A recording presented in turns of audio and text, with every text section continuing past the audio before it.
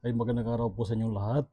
Kumusta po kayo sa araw na ito? Ngayon po ay araw ng Martes, January 7, 2025 mga kapatid. Niya ako kayo.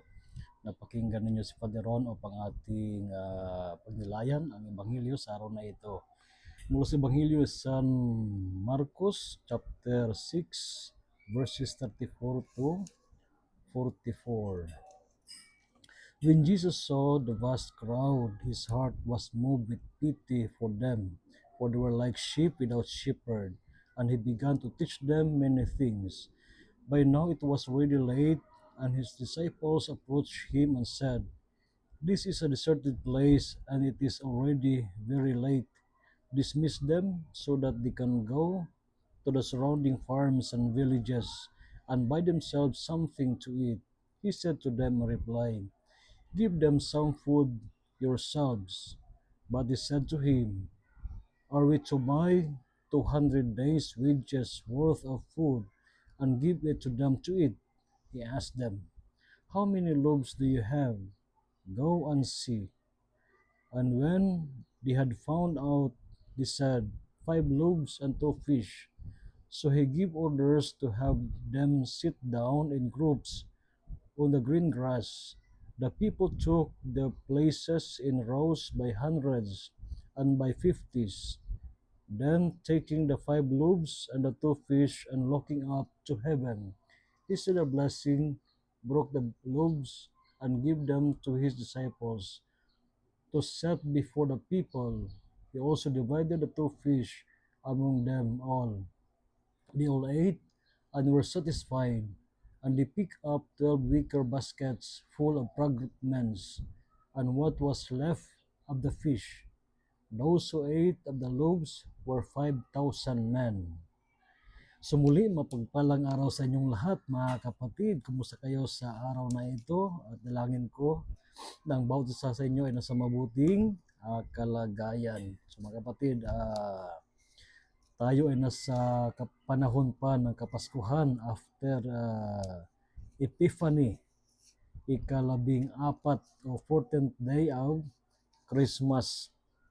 Sa ating pagdiriwang ng Pasko na pagsilang ay ating ikinagalak ang pagdating ng ating Panginoon. At ito ay isang good news para sa atin na Panginoon na sumasa atin. Kaya anuman ang ating mga pinagdaanan sa buhay, asahan natin ang Panginoon ay naririyan upang tugunan tayo sa ating mga pangangailangan. Tulad sa Ebanghelyo, nung makita ni Jesus ang napakaraming mga tao, he was moved with pity for them. Kaya sinabihan niya ang kanyang mga alagad na give them something to eat. At sabi ng kanyang mga alagad, "Are we to buy 200 days wages worth of food and give it to them to eat?" Napaka-practical na mga kasagutan ng mga alagad ni Jesus. But Jesus is saying something deeper than what they expected, sapagkat ang kanyang mga alagad ay tumanggap ng mga pagtuturo ni Jesus. Sila ay binusog ni Jesus ng kanyang presensya. Kaya narapat lamang na sa kanilang pagsuri Jesus ay maging pagkain sila sa mga taong nangangailangan ng kanilang presensya. To be food means to give them strength, makapagbigay ng sigla, no? Makapagbigay ng buhay sa mga tao na kung saan ang pananampalataya ay parang ay nasusubukan. Kaya bilang mga Kristiyano, sapagkat tayo ay tinamasa natin, tinanggap natin ang presensya ng Diyos sa buhay natin. And what is Christmas is saying to us? It is our time now to give something to people. Like Jesus, we have to move with pity with the needs of the people around us, especially the poorest of the poor.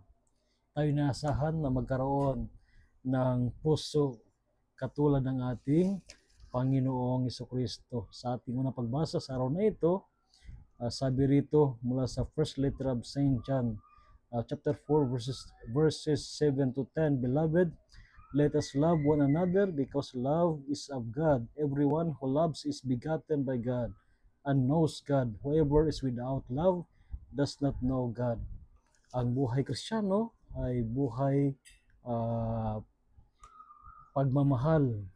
Hindi pwede na mamuhay tayo bilang mga Kristiyano na walang pagmamahal. Sa pagmamahal ay tanda ng presensya ng Diyos sa buhay natin. Kaya sa harap ng mga kapatid natin na nangailangan, we have to become like Jesus.